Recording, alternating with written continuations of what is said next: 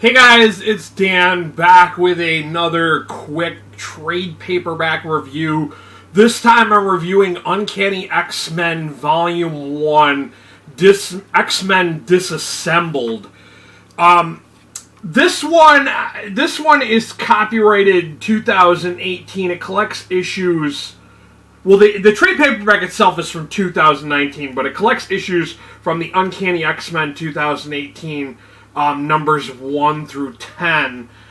And don't quote me on this, but I had heard that this storyline was ran as a weekly comic, and that they did this because they had gained the rights back to the X-Men, and they wanted to resort and kind of restructure the whole X franchise, and that's why the launch of, Powers of 10, House of X. So, because I had purchased the Powers of 10, House of X book, I'll admit, I'm kind of out of the loop when it comes to the X-Men.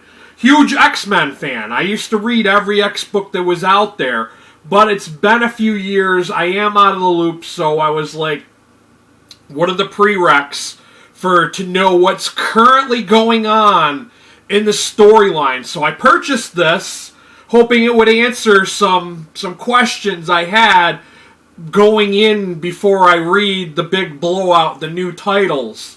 So that's why I picked this up, and it's written by Ed Brisson, and it's got like a ton of different artists and writers that, Mark Bagley, Kelly Thompson, Matt Rosenberg. There's just so many people that worked on this. But one of the things I'm going to say you should know before getting into this, you need to read Age of Apocalypse. Age of Apocalypse is one of my all-time favorite X-Men storylines out there. And you need to know the key players of why that happened. Legion, who is the son of Professor X, created the Age of Apocalypse world. And X-Man, who is Nate Gray, different than Nathan Summers' Cable. He is a totally different, same parentage, similar parentage, I guess you could say, because his mother is Jean Grey, whereas Cable, Nate Summers, his mother is Madeline Pryor, the clone of Jean Grey. And they just have different kinds of powers, like X-Man, Nate Gray is super, super powerful. He's an Omega-level mutant. But, it has to do with him, like, kind of mysteriously meddling in the affairs of the world. And I wish there was kind of like I wish I knew more about X-Man being in the Prime Marvel Universe and how did he end up there? I just don't know. There were a few criticisms from people. They're like, well, I recognize the characters, but they're just different iterations of them. Like, last I read, Jubilee was a vampire and didn't have her fireworks powers anymore. But now all of a sudden, she's got her powers back. And I know who Psylocke is. She's Betsy Braddock, and she's, Captain Britain's sister. And last I knew, she was Asian, and she wielded, a katana, but now all of a sudden she's got a psychic sword and shield. So I'm just a little out of the loop. I wish there was... when did all this stuff happen? If any of you guys know the answers to these questions, please let me know down below, because, I knew that Nightcrawler had come back from death, and, of course, a lot of other people always come back to life, but, to be honest with you guys, I feel like this story, I don't think you really need to go out and buy this.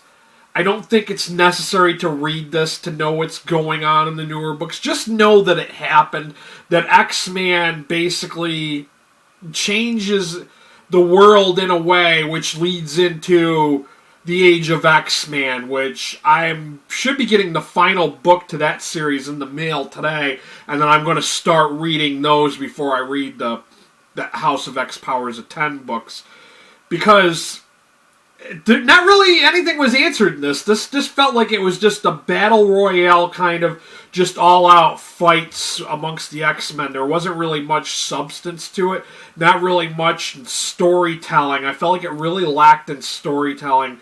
Great artwork. Great artwork, and I loved seeing, like, characters that I know and loved, but it really lacked story. It was so fluffed, you know what I mean? Like, but, you know, I think it would be nice to kind of, if anyone knows, I mean, maybe I'll have to track down some books, but I kind of want to know, you know, because, like, X-Man seems like he's really jaded, really disgruntled with the Prime Marvel Universe, and that's why he wants to change everything.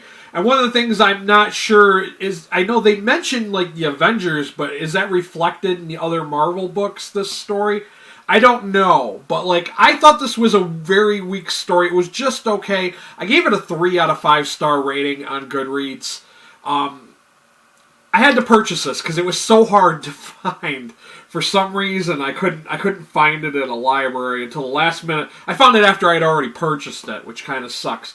But yeah, if you're absolutely interested in purchasing this or of the Age of X-Man storyline books, I will have a link to Amazon down below. Also, for those of you outside the U.S., I have a book depository link. They offer free worldwide shipping. You know the deal.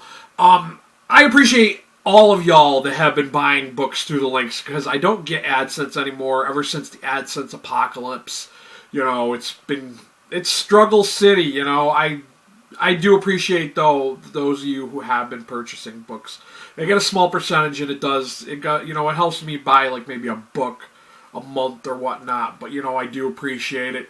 If you came here looking for comic book, graphic novel reviews or recommendations, go ahead and hit that subscriber button. While you're there, hit that notification bell so you're well aware when I upload.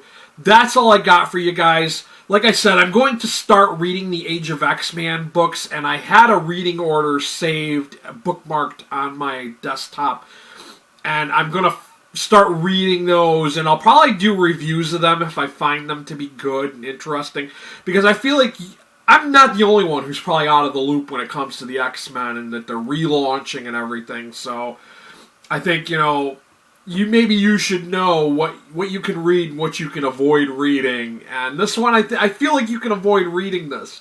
It didn't feel that important. Like I said, it was a lot of fluff. But that's all I got for you guys. Thank you for watching if you made it this far. Till next time, later.